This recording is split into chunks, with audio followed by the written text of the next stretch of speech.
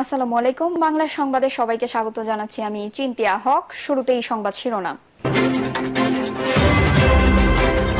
এদিকে গোপালগঞ্জ ইস্যুতে নাহিদের হুঁশিয়ারি, যা বললেন এনসিপি নেতা। এদিকে 10 মাসে 17 বছরের চেয়ে বেশি ক্ষতি হয়েছে, দাবি বিএনপি নেতার। জানাবো গোপালগঞ্জের ঘটনায়, যা বললেন শামা ওবায়েদ।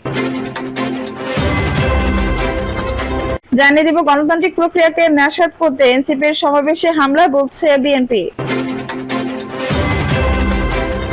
এবং সর্বশেষ জানাবো গোপালগঞ্জের যৌথ বাহিনীর অভিযানে আটক 20।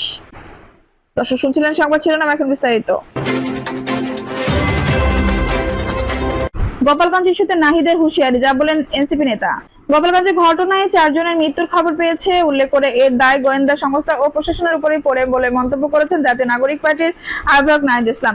একই সঙ্গে হুঁশিয়ারি দিয়ে বলেছেন, আমরা আবারও গোপালগঞ্জে যাব, জীবিত থাকলে জেলার প্রত্যেকটা উপজেলার প্রত্যেকটা গ্রামে কর্মসূচি করে এনসিপি। ফেসবুক পোস্টে নাহিদ বলেন, গোপালগঞ্জে নিয়ে আমাদের অবস্থান গতকালের বক্তব্যই পরিষ্কার বলা হয়েছে, পুরো বাংলাদেশের প্রতি আমাদের যে কমিটমেন্ট, গোপালগঞ্জের প্রতিও আমাদের সেই কমিটমেন্ট। গোপালগঞ্জের অধিবাসীদের প্রতি রাজনৈতিক বৈষম্যের আমরা বিরোধিতা করি। গোপালগঞ্জ পুরো বাংলাদেশকে আমরা মুজিববাদী সন্ত্রাস ও ফ্যাসিবাদ থেকে মুক্ত করব। আওয়ামী লীগ যুগের পর যুগ ধরে গোপালগঞ্জের মানুষের জীবনকে বিপন্ন করেছে, মুক্তিযুদ্ধকে কলুষিত করেছে এবং সনাতন ধর্মাবলম্বীদের সঙ্গে বেইনসাফি করেছে।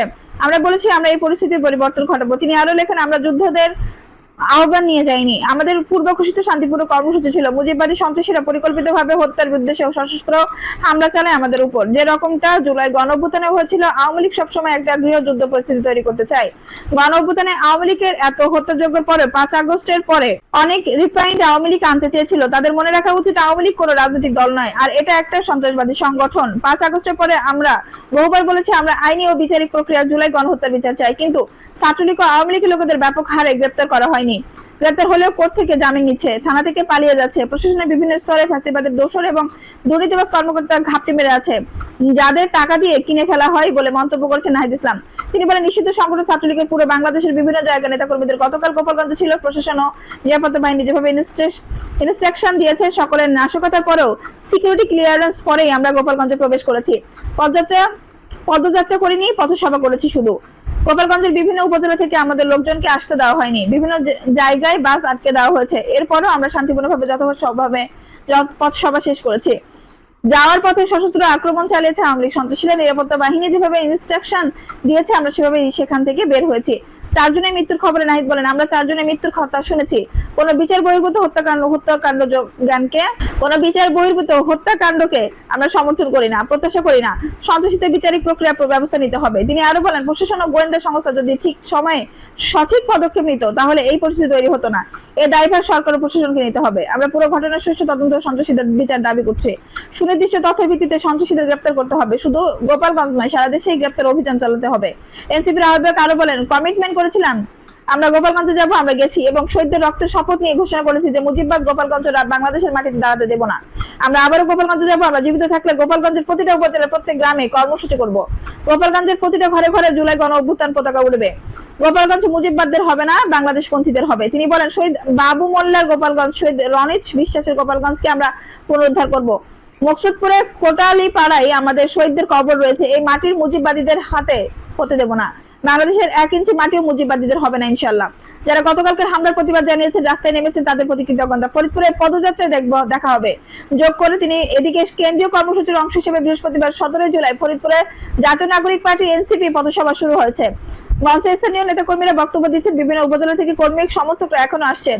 দুপুর 1টার দিকে কেন্দ্রীয় নেতাদের বক্তব্য দেওয়ার কথা রয়েছে। পূর্বের সময়সীমা অনুযায়ী পথসভাটি সকাল 10টায় হওয়ার কথা থাকলেও বুধবারের উদ্ভূত পরিস্থিতির কারণে তা 2.5 ঘন্টা পিছিয়ে দুপুর 12:30টায় করা হয়েছে। 10 মাসে 17 বছরের চেয়ে বেশি ক্ষতি হয়েছে, দাবি বিএনপি নেতার। আওয়ামী লীগের 17 বছরের থেকে সর্বশেষ 10 মাসে দেশের বেশি ক্ষতি হয়েছে বলে দাবি করেছে বিএনপি কেন্দ্রীয় কমিটির সহ যুব বিষয়ক সম্পাদক মীর নেওয়াজ আলী নেওয়াজ। পাশাপাশি অন্তর্বর্তী সরকারকে জামায়াত ও ছাত্রদের সরকার বলে আখ্যা দিয়েছে তিনি। মীর নেওয়াজ আলী বলেছেন, বিগত 17 বছরে দেশে যে ক্ষতি হয়েছে, এই সরকার মাত্র 10 মাসে তার চেয়েও বেশি ক্ষতি করেছে। দেশের আইন শৃঙ্খলা ব্যবস্থা ভেঙে পড়েছে, সাধারণ মানুষ আজ নিরাপত্তাহীনতায় ভুগছে। অথচ এই সরকারের দায়িত্ব ছিল একটি নিরপেক্ষ নির্বাচনের মাধ্যমে জনগণের প্রতিনিধিদের হাতে ক্ষমতা হস্তান্তর করা। কিন্তু জামায়াত ইসলামী ও এনসিপির প্রভাবে নির্বাচন নিয়ে আজ নানা টালবাহানা চলছে। তারা জনগণের স্পন্দন বুঝতে ব্যর্থ। ষড়যন্ত্রকারীদের বিরুদ্ধে রুখে দাঁড়ানোর আহ্বান জানিয়েছে তিনি। বলেন, তারেক রহমান দেশের গণতন্ত্র পুনরুদ্ধারের প্রতীক। তার বিরুদ্ধে যারা ষড়যন্ত্র করছে তাদের প্রতিহত করতে হবে। গোপালগঞ্জের ঘটনা যা বললেন শ্যামা ওবায়েদ। গোপালগঞ্জে এনসিপির পূর্ব ঘোষিত কর্মসূচিতে হামলাকারীদের অবিলম্বে গ্রেপ্তার ও দৃষ্টান্তমূলক শাস্তির জোর দাবি জানিয়েছে বিএনপি ফরিদপুর বিভাগের সাংগঠনিক সম্পাদক শ্যামা ওবায়েদ। তিনি বলেছেন, জুলাই আগস্টে ছাত্র জনতার অভ্যুত্থান পতিত আওয়ামী লীগ স্বৈরাচারী সরকারের পতনের পর আবারও দুষ্কৃতকারীরা দেশকে অস্থিতিশীল পরিস্থিতি সৃষ্টির মাধ্যমে ফায়দা হাসিলের অতৎপরতায় লিপ্ত হয়েছে। গোপালগঞ্জে এনসিপির পূর্ব ঘোষিত কর্মসূচির উপর বর্বরোচিত হামলা, ককটেল বিস্ফোরণ, ইউএনও সহ আইন শৃঙ্খলা রক্ষাকারী বাহিনীর গাড়িতে অগ্নিসংযোগ ও পুলিশ সদস্যদের আহত করার ঘটনা সেই অতৎপরতারই বহিঃপ্রকাশ।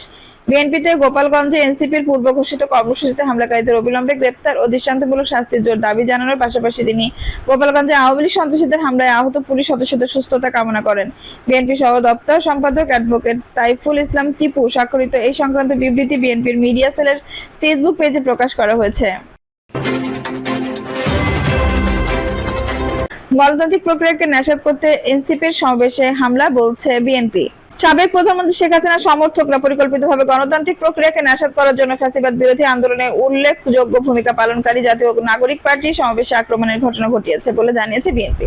দলটির ভাষ্য, এই ঘটনার ফলে সরকারকে 144 ধারা কারফিউ জারি করতে হয়, যা এই মুহূর্তে গণতান্ত্রিক প্রক্রিয়াকে ব্যাহত করবার নীল নকশা বলে মনে করা হয়েছে।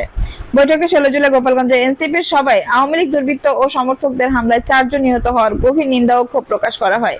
এছাড়া এই প্রসঙ্গে পরিস্থিতি নিয়ন্ত্রণে রাখতে সরকারের ব্যর্থতা সমালোচনা করা হয়। বৈঠকে আশা করা হয় রাজনৈতিক দলগুলো অত্যন্ত সতর্কতার সঙ্গে তাদের কর্মসূচি নির্ধারণ করবে, অন্যথায় গণতন্ত্র বিরোধী শক্তিকে সুযোগ করে দেওয়া হবে। বৈঠকে জাতীয় ঐক্যমত কমিশনের বৈঠকে সর্বশেষ অগ্রগতি সম্পর্কে স্থায়ী কমিটির সদস্য সালাউদ্দিন আহমেদ সবাইকে বিস্তারিত অবহিত করেন। সিদ্ধান্ত হয় বৃহস্পতিবার রাত 8টায় এই বিষয়ে পুনরায় আলোচনা হবে। বিএনপির জানাই গণতন্ত্র উত্তরণের পথকে বিঘ্নিত করার জন্য এবং আগামী ফেব্রুয়ারি মাসে প্রতিশ্রুত জাতীয় সংসদ নির্বাচনকে ব্যাহত করার জন্য একটি মহল পরিকল্পিতভাবে দেশের আইন শৃঙ্খলা পরিস্থিতি অবনতি ঘটাচ্ছে। মবক্রেসি, হত্যা, ছিনতাই, ডাকাতি, চাঁদাবাজি ইত্যাদি অপরাধমূলক কর্মকাণ্ড বৃদ্ধি পাচ্ছে। এ ব্যাপারে সরকারের সংশ্লিষ্ট বিভাগগুলো অযোগ্যতা এবং নির্লিপ্ততা পরিস্থিতিতে আরও অবনতির দিকে নিয়ে যাচ্ছে। বৈঠকে আইন শৃঙ্খলা পরিস্থিতি উন্নয়নের জন্য অতি দ্রুত সকল প্রকার ব্যবস্থা গ্রহণের জন্য সরকারকে আহ্বান জানানো হয়। এছাড়া বিএনপি জানাই, সম্প্রতি সংঘটিত মিটফোর্ডের নৃশংস হত্যাকাণ্ডের বিএনপিকে সম্পূর্ণ অন্যায়ভাবে জড়িয়ে কয়েকটি রাজনৈতিক দলের শিষ্টাচার বীরবরচিত বক্তব্য ও স্লোগান গোটা জাতিকে স্তম্ভিত করেছে। বিশেষ করে স্বাধীনতার ঘোষক শহীদ প্রেসিডেন্ট জিয়াউর রহমান, বিএনপি চেয়ারপারসন বেগম খালেদা জিয়া এবং ফ্যাসিবাদ বিরোধী আন্দোলনের জনপ্রিয় নেতা তারেক রহমান সম্পর্কে রাজনৈতিক শিষ্টাচার বীরবরচিত অশ্লীল মন্তব্য, বক্তব্য ও স্লোগান গোটা জাতিকে বিক্ষুব্ধ করেছে।